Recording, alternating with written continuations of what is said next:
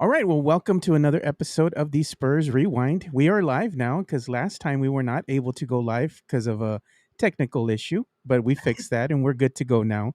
So we're going to be joined today by the lovely Vicky Vic. Vicky, how are you doing? Hi, I'm Good to see good. you back here with us at Spurs Yes, Rewind. you too. We're still missing Josh. He went on to better things, but we will be having a guest come next week. So that's going to be interesting. Um, Yes. and what we're going to go ahead and talk about right now is we're just going to give our quick observations for the first two games of the regular season, not the regular season, but the first two games in the preseason.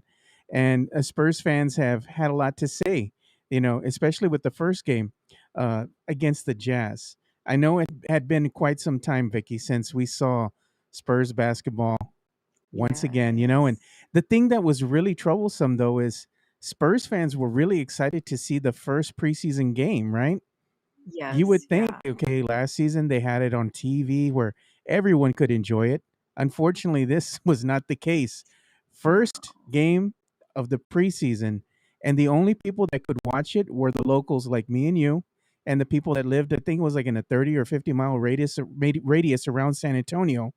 And you had to only be able to watch it on the Spurs app, which Yeah. was crazy. It's So so weird. you have a lot of fans all over the nation that were upset because they had to Yeah. go through illegal means to watch the game, you know. Um, but us here, we were reduced to watching it on a little screen on your cell phone or Right. tablet or what have you. But I mean, is it that hard to get the games on TV, Vicky? I mean, what's the deal? I know. I mean, luckily I could mirror it onto my TV.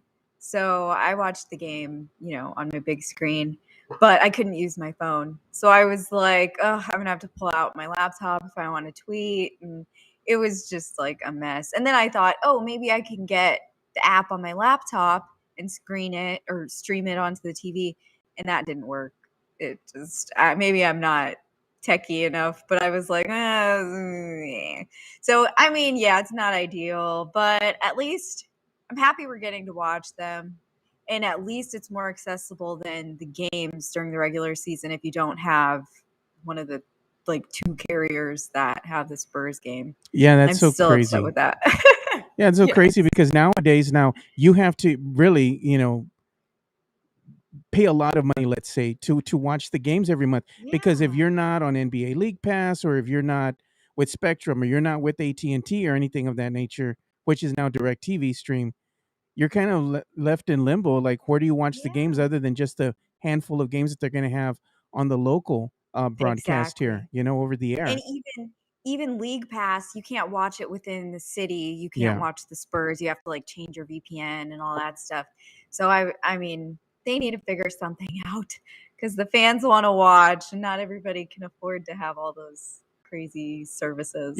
it's a lot. It's like So almost like 85, $90 a month just to be able to yeah, watch San Antonio Spurs basketball. So it's like we got to do better. Maybe they do it a la carte, where you can only yeah, pay for the games that you want to watch.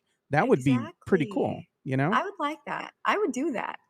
Yeah, I mean, it's a That's the only pay-per-view, reason I want TV right? for the Spurs and sports. So yeah, Yeah. I So I would do that. I agree with you. I mean, I want a way for the fans to be able to watch the games in Mhm. some capacity, even if they, don't want to pay necessarily for the full season. Maybe they can just, like buy the games, like I said, a la carte, where it's like Right. $6, $8 a game. At least you get to view the game, and especially if it's a big game, and they really want to see it, let them be able to watch it. Right. It's just nuts the way they have everything structured right now.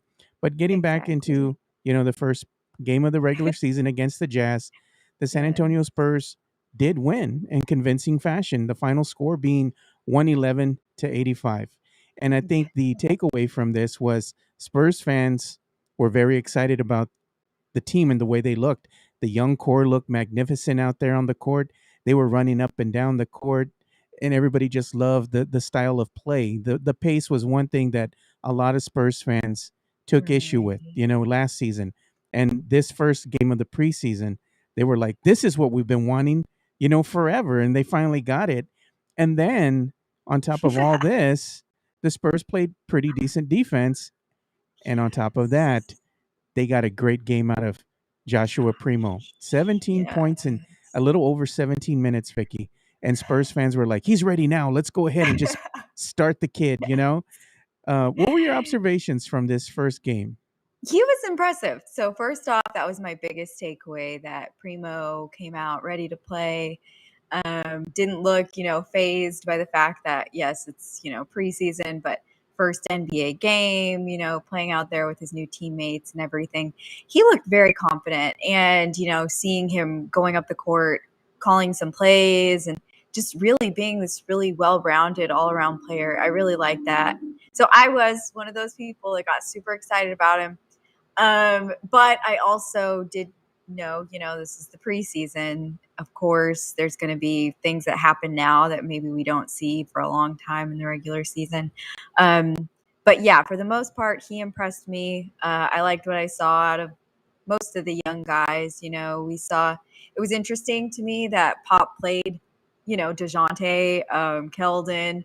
Normally, those guys, I would have thought maybe they'd, sit it out, but maybe we're testing chemistry, we're figuring things out. So it was nice. It was refreshing. Again, kind of this whole theme of the year, just no expectations, kind of just letting whatever looks good surprise me, and I'll go with that.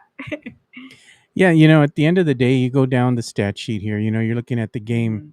the game book, that's available Yeah. on on NBA.com. So you look at Kelden Johnson. I mean, he played 21 minutes 54 seconds, had 10 points. Doug McDermott, Dougie McBuckets, making his you know let's say Spurs debut. 21 Yeah. minutes 16 seconds, 14 points. Jakob Portal, 17 minutes, he put 6 points up on the board there. Derek White, he quietly had 6 points. Yeah. DeJounte Murray had 17. 17. It was Yep. tied for a game high along with Primo. With Then we Primo. look at the bench. Okay, how did we get our production out of the bench, right? And for the first game against Utah, I mean, Bryn Forbes already paying dividends. Yes. Right off the bat, 11 points. And then Joshua Primo, 17, as we stated, and that's the one that everybody was really excited about. But honorable Right. mentions, I guess, could go to Drew Eubanks, who had 9 points, and also Devin Vassell, who had 9 points. And I got to admit, his shot looked pretty darn good. I like Yeah, Devin Vassell's shot. It's always looked great. So that mid-range jumper is money, and that's something to get excited exactly. about if you're a Spurs fan. But overall, not a bad team effort, for the first game No. of preseason play. Is it something that we Mhm.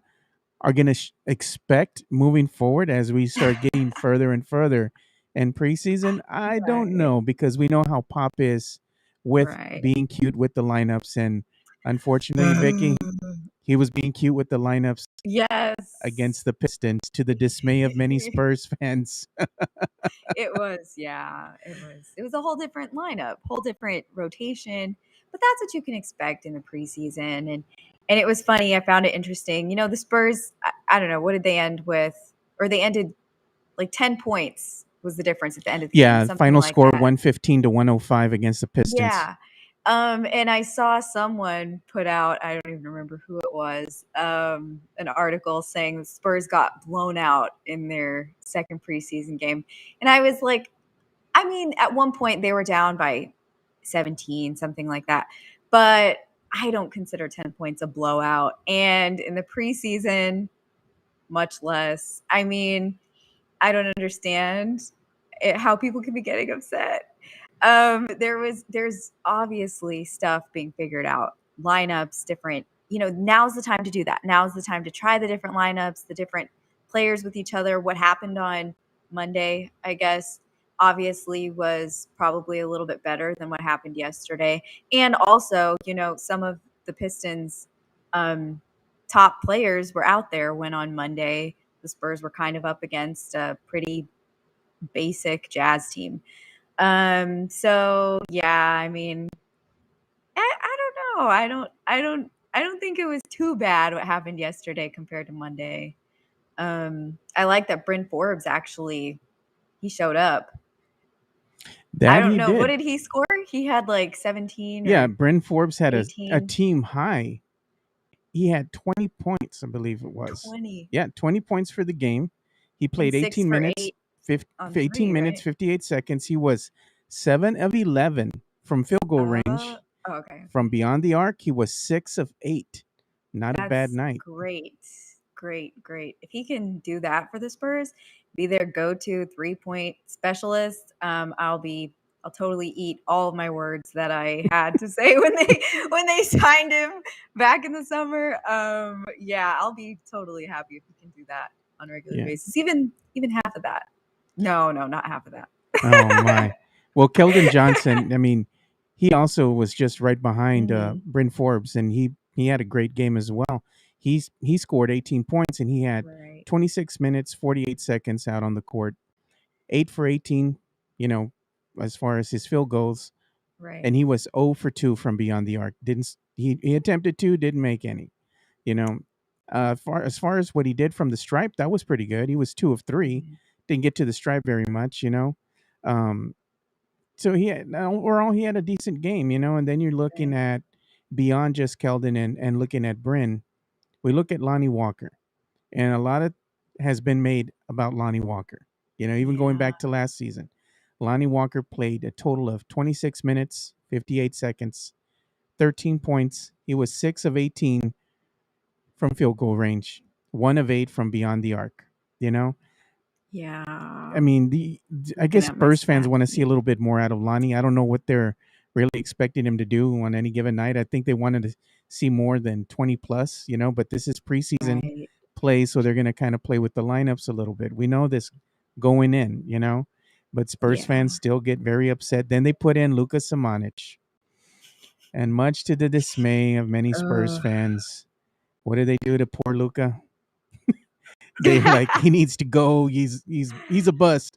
I mean, he played four He played minutes and 5 40. minutes or Yeah, under yeah. 5 minutes, he had 6 points. That's not Yeah, bad. not. But they But it is still confusing with all the power forwards the Spurs have. What are they doing?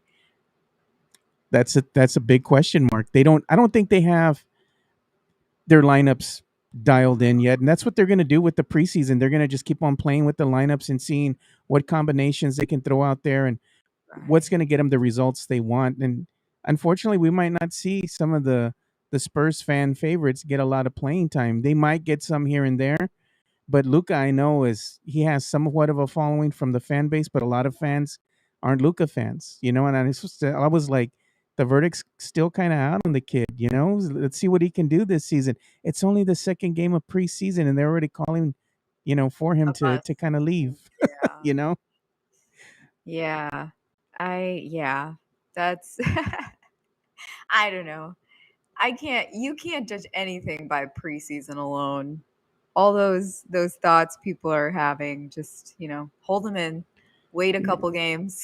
he had a better game, and I'm gonna be honest, he had a better game than Drew Eubanks. I know, You I know, was gonna say that. He actually did better than Drew Eubanks, you who know, played a lot longer.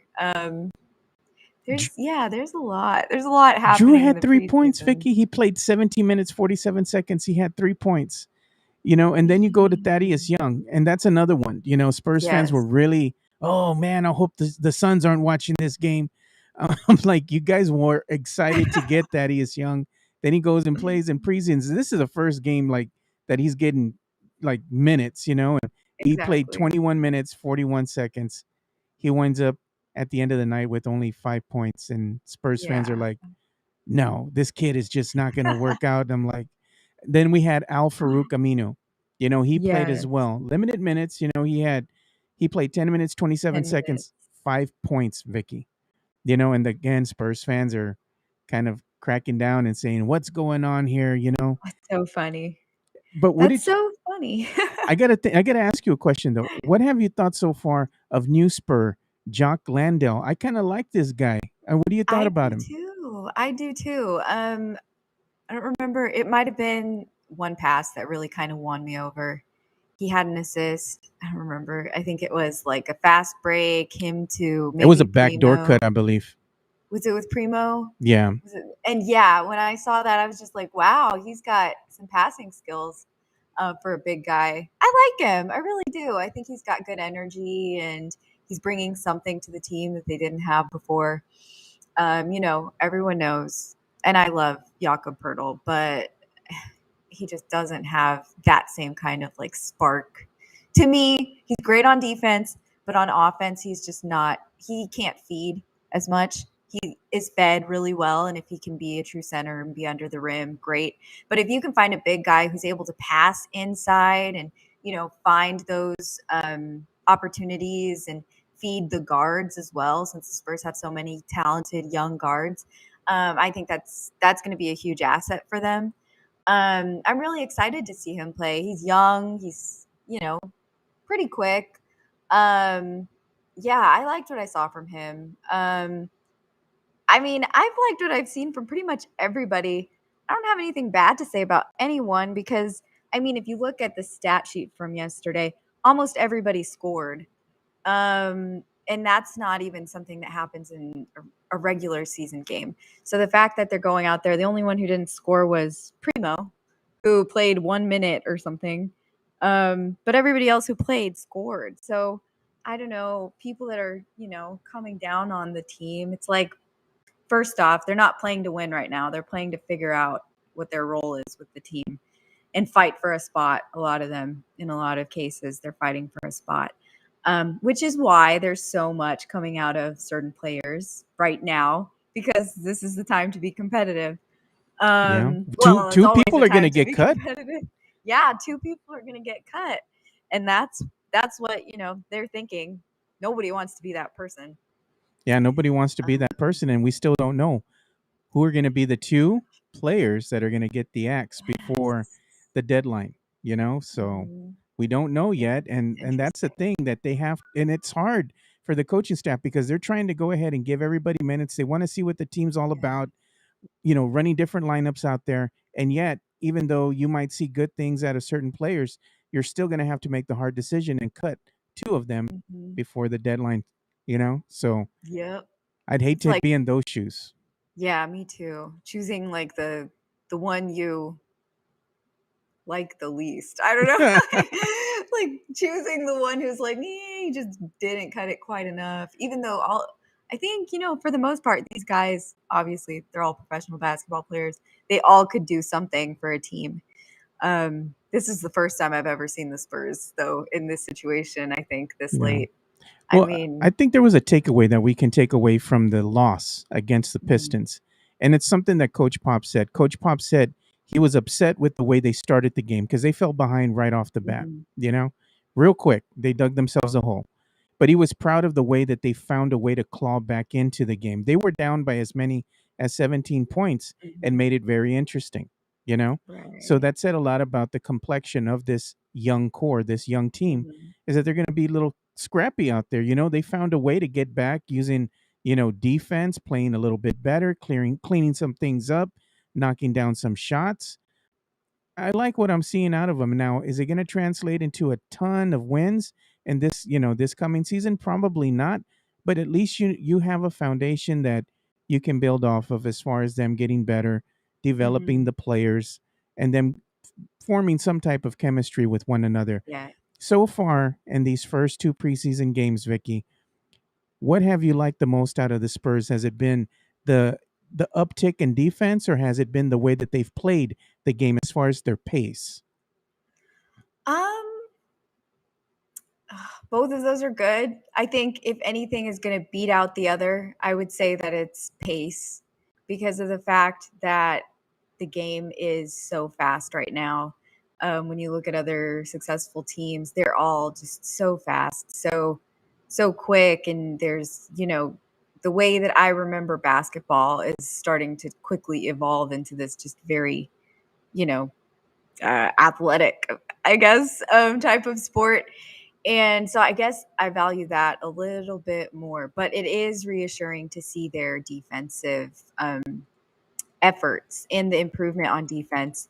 I think probably the most reassuring thing, though, even aside from those, is probably the confidence that I've seen out of the younger guys. They look really confident. Of course, it's still just the preseason, but really seeing young players like Joshua Primo in his very first, you know, NBA games ever, he looks very confident. I can only imagine what he's going to look like in 2 or 3 years if he ends up staying with the Spurs and he grows with the Spurs, he could be an amazing talent. Will you be the voice of reason then, Vicky? Because a lot of Spurs fans want Joshua Primo to forego the G League and just insert him directly into the regular season. Because they think he's ready now. Right. My thing though is, if you take it from a perspective of, you have somebody who's barely, what, 19, he just barely turned 19 I think years he's of still age. 18, barely going to be Yeah, 19. he's going to barely be 19. He's right around the corner. His Mhm. birthday's right around the corner. The problem with that is confidence. Right Mhm. now, if you were to go ahead and insert him in the G League, you let him build that confidence up. You let Right. him build up his skill set. Maybe some things that he still has to clean up here and there. You've seen flashes of what he can do, and there's no doubting that he has a great upside. But if you Mhm. go ahead and foster some of those mechanics in the G League, build up that confidence, I think that's going to play dividends in the long run. Short term, if you go Yeah. ahead and insert him into, the regular season right away, it can kind of wane on him as far Right. as his confidence goes, because then he can get inside his own head, and he's going to go up against elite talent. He can get humbled. Yeah. Then he's working so hard, and he's going to feel like he's not really getting anywhere, and that's discouraging. Right. And you don't want that necessarily right off the bat for one of your younger players that you're trying to develop. So Right. I understand where Spurs fans are coming from, but I think sending him to the G League and letting him really show us what he can do. And if he's Mhm. consistent and he makes like 25 plus points a night over in the G League, hey, he's going to get his number called, no doubt.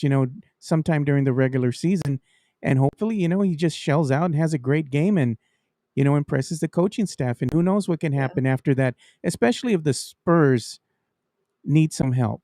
Maybe somebody Mhm. goes down or an injury occurs. I'm not saying that that Yeah. will happen. Hopefully not. But in case, I Yes. mean, Oh, you yes. have this, Joshua Primo, this young kid with strong legs right now and a strong back, and a Yeah. lot of energy Definitely. that can help you out. So Yeah. I'm I kind of on the agree. fence. Just let him develop, right? Yeah, I mean, I think that there's positives to both sides, and obviously, 20 years ago, there wasn't a developmental league the way that it is now. But I think that getting a player at an extremely young age, like the Spurs did, they have a really great advantage to put him into the G League and give him the responsibility that they would like him to take into the NBA, because if you put him right now onto the Spurs main roster, he's going to be playing very limited minutes compared to the other guys who have been playing 2, 3, 4 years in the league or more. And if he gets to go play in the G League, he's going to be the top priority. He's going to be the one that they want to work on developing and getting those strengths and leadership opportunities, giving him a chance to be a captain and all sorts of stuff that he's not going to get to experience in a normal rookie season on an NBA team that's trying to compete with, all these other elite teams. So I think everyone just kind of needs to remember, it's not, obviously we want to see the results now, but it's not about now, because the Spurs are looking at the future. And if they're going to do the best for their future and the long run, they've got to send him to the G League for at least, you know, I don't know. Maybe he's going to go over there, excel a lot, and then they could bring him back and he'll play a big role. He's going to kick somebody else off their current position in the roster if that's the case. But I don't know. I think everyone just needs to calm down, give him a chance, give the coaches a chance. They know what they're doing. There's no need to panic yet. And for a lot of people, they don't even think the Spurs are making the playoffs anyway, so there's no need to panic at all. That might be a blessing in disguise. I'm going to be honest with you. Right. If this team goes and competes, every single night, and they try to get better, and it just doesn't pan out, and they miss the playoffs, and let's say they win 26 games, 27 Right. games, at least 28, let's go ahead and get Yes. Pop the most winningest coach acronym in the NBA in Exactly. NBA history, right? At 26 wins. They're at least going to probably be guaranteed somewhere in the upper 10 as far as in the Yeah. draft, as far as a pick in the NBA draft. That's not necessarily a bad thing. If they lose less games, they don't win 26, let's say they win 20, or that just increases their chances of getting a top Yep. pick, which in the long run will help the team. It's a good and bad. I understand, we haven't been to the playoffs. It gets frustrating. Everybody gets angry. Everybody's frustrated because we want to see the team do well and get back to the playoffs again, but it's Mhm. a process. I understand that. So let's all kind of be level headed and just watch what's unfolding in front of us. This is the new era in Spurs, history right now. Yes. We went through a rebuild before, which I'm writing an article about right now. We've Oh, done this in the nice. past with David Robinson. Before we got David Yeah. Robinson, we had a couple seasons of mediocrity. The Spurs did not make the playoffs 2 seasons in a row. They Oh, drafted wow. David Robinson, then they had to wait 2 years Yeah. until he was able to come over from the Naval Academy and play with the team. We've done this before, so Mhm. it's a process, and sometimes it's hard to watch. And I think that's what we're getting ready to do right now. It's entering that new phase in Spurs basketball where it's full on rebuild. You're going to have to be patient with this team, and that's the key phrase, I think, is patience. But Yes. breaking news that I'd like to share with everybody right now is Ah, after just about 2 seasons of not being able to go and watch the coveted silver and black scrimmage, which is a free scrimmage that's open to the public, and you can go ahead and go to the AT&T Center and watch the silver and the black team go against each other, which was a fan favorite. It's yeah. finally back. It's going to be back coming October the 13th at 7 p.m. It's going to be open to the public, and the seats are going to be on a first come first serve basis, and it's a lot of fun. You get to see Yes. the team scrimmage against one another. They have a lot of fun with it. The Spurs do. They have the Coyote out there. They have that Oh, hype team or whatever they have going yeah. on all over the arena. They give out T-shirts, and there's merch there for you to purchase, and it's just a good way to just go and check out this scrimmage. You see a lot of let's say the media going out there and watching the Spurs work out in their training facility. Well, this is a chance for the public to come out and finally not only see the Spurs, but also engage with one another. It's been a long Right. time since that has been made available to us. So I'm very excited about the silver and black open scrimmage. To me, this was like news of the Yes. day. Will you be going, Vicky? I think I have to check what day that is. It's on a That Wednesday. would be great. Oh, yeah. Maybe we could do the Spurs Rewind Maybe. from there, Oh, that'd be awesome. right? That'd be Oh, that's cool. next Wednesday. Yeah, it's next Wednesday.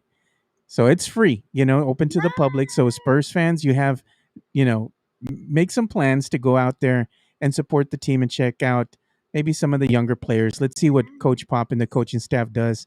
Maybe they give us, a little look at Joshua Primo, Wieskamp, Jock Landale, and some of the new names Yeah, here, Thaddeus Young, Alfarik Aminu, so we can actually see what they can do.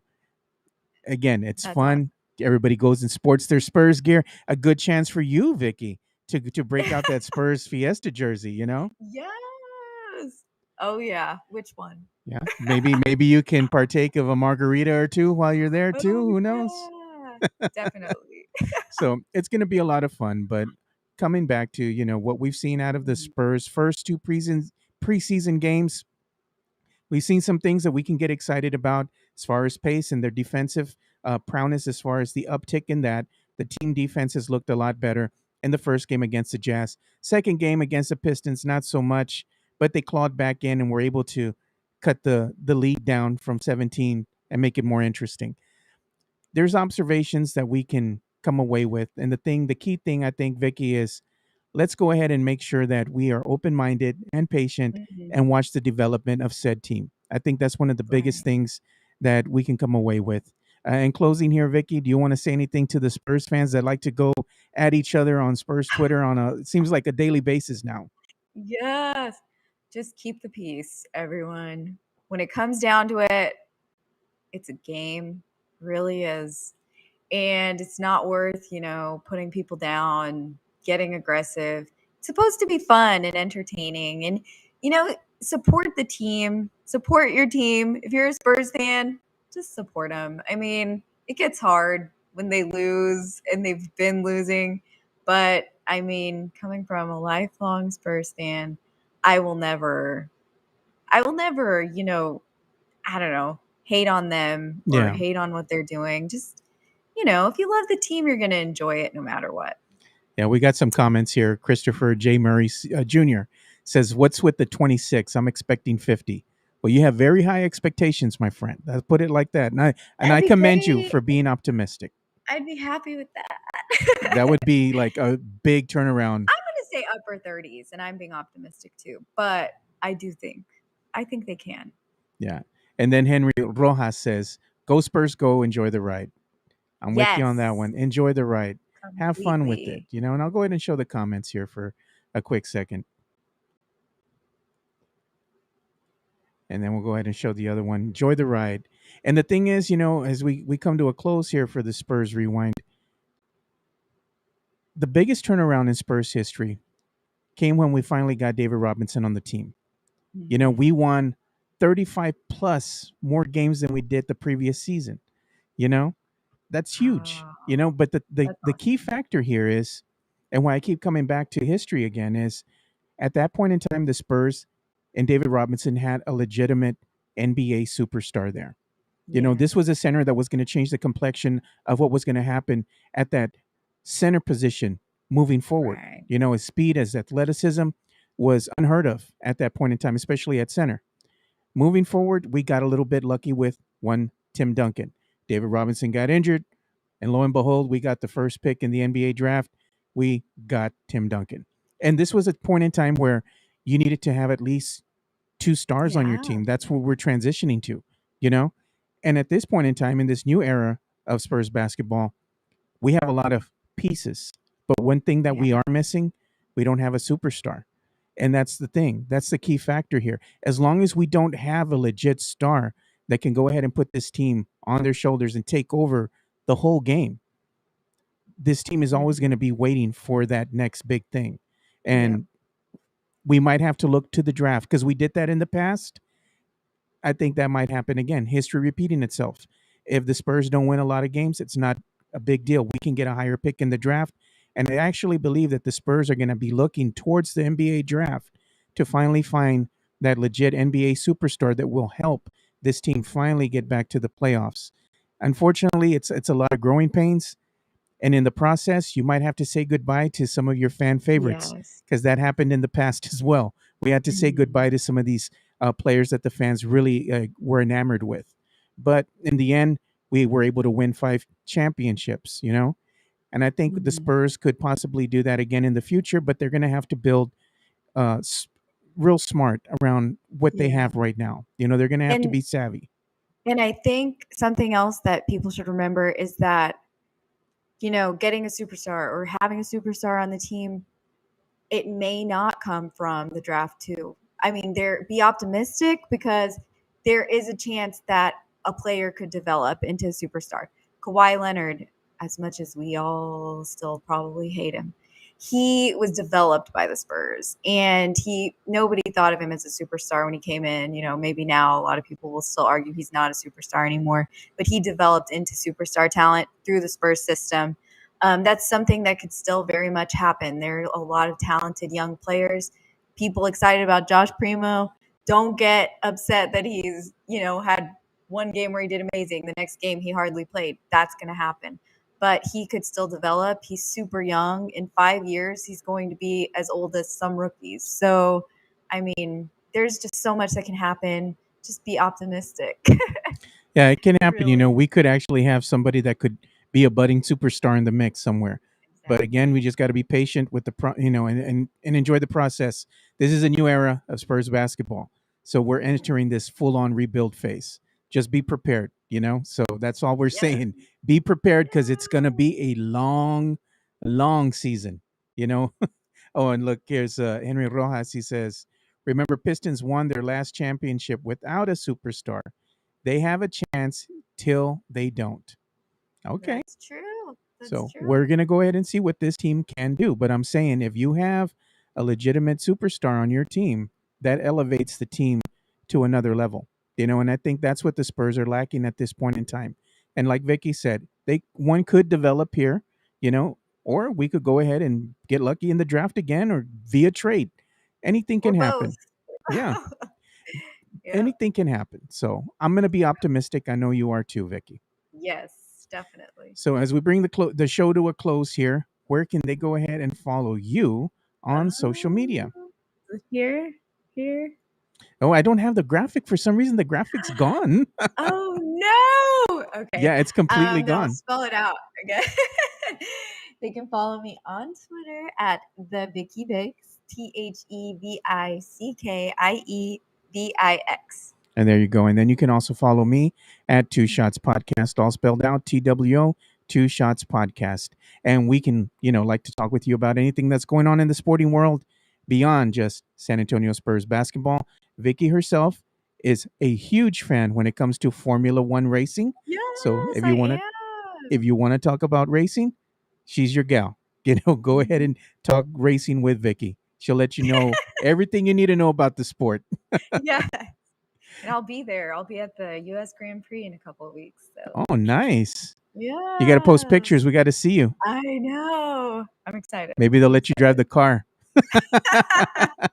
That would be scary. It would be. 200 miles an hour. I don't know. Yeah, I don't know. I don't know what you do. And if you get a hold of the car and you try to go around the track Oh at 200 miles an god. hour, Vicky, I think you might crash. Yes. Oh, that's so scary. All right. So we're going to go ahead and bring this episode of Spurs Rewind to a close. And make sure you go ahead and follow us on social media and also go to projectspurs.com to go ahead and check out all the great, articles that we have and all the great content from a plethora of talented writers at projectspurs.com. And also our good friends here at DraftKings, they have a special code that you can use. It's TBPN. So make sure you go ahead and download the app and use the Project Spurs code that will go ahead and give you maybe a few extra bucks when you want to go ahead and bet on some games. Make sure you use the promo code TBPN. So for Vicky Vic, I'm Joe Garcia. Thank you for watching another episode of Spurs Rewind. And like we always say, spread the love, stop the hate, be kind. We're out. Peace.